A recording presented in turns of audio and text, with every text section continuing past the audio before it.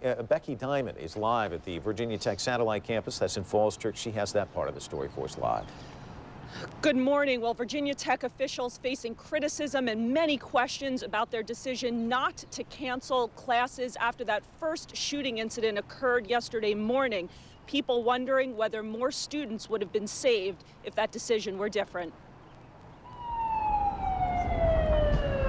The first sign of violence at Virginia Tech was a 911 call at 7:15 a.m. on Monday, reporting a shooting in a dorm that killed 2 people.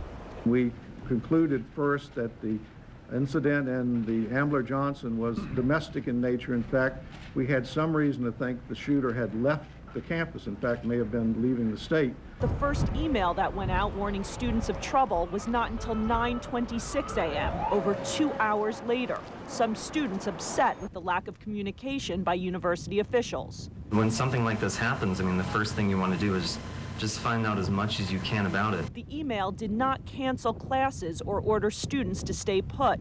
The second set of shootings began around 9:45 a.m. in a classroom building at the other end of campus, leaving 33 people dead by the afternoon, including the gunman, and leaving many questions about security. University and police officials saying that they were concerned with the some 14,000 students who do commute to that campus. They said they thought they'd be safer inside classrooms than simply milling around the campus. Mike, back to you. All right, Becky, thank you. This morning on our website,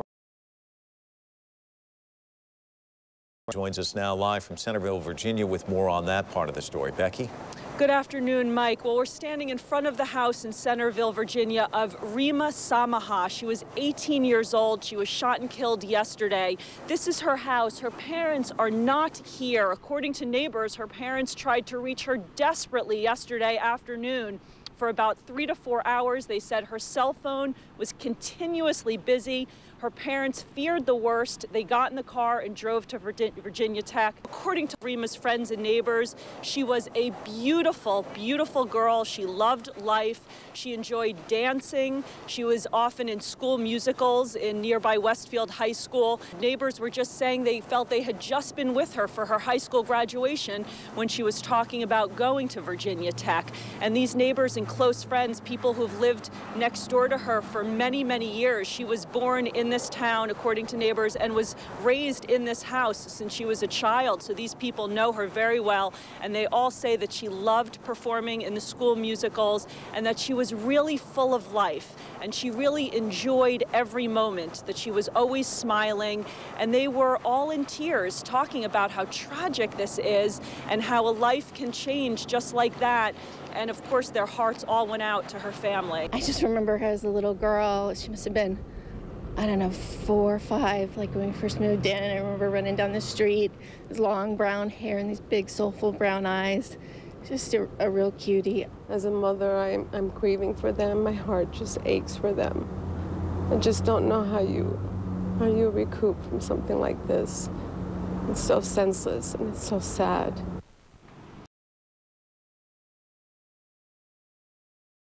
Centerville with more on one of the shooting victims at Virginia Tech. Becky?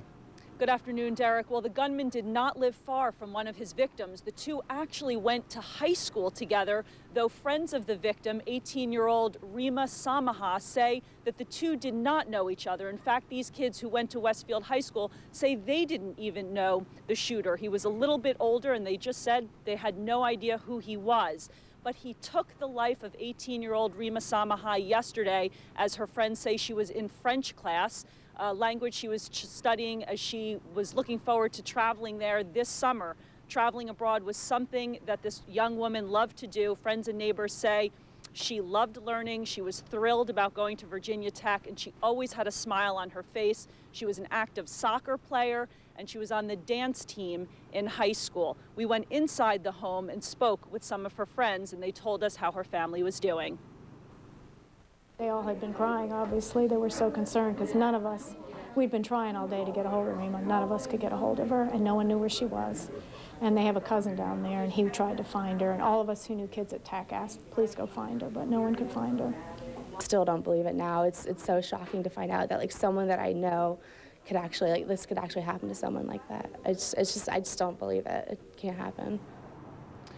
Friends of Rima's family say they aren't sure when her parents are going to come back. They say that the parents are actually waiting for Rima's body. They want to come back with her body, and they're not sure when a funeral will take place. Rima's survived by an older sister who goes to UVA and also an older brother who lives in the area. Derek, back to you. All right, Becky Diamond, live in Centerville. This is just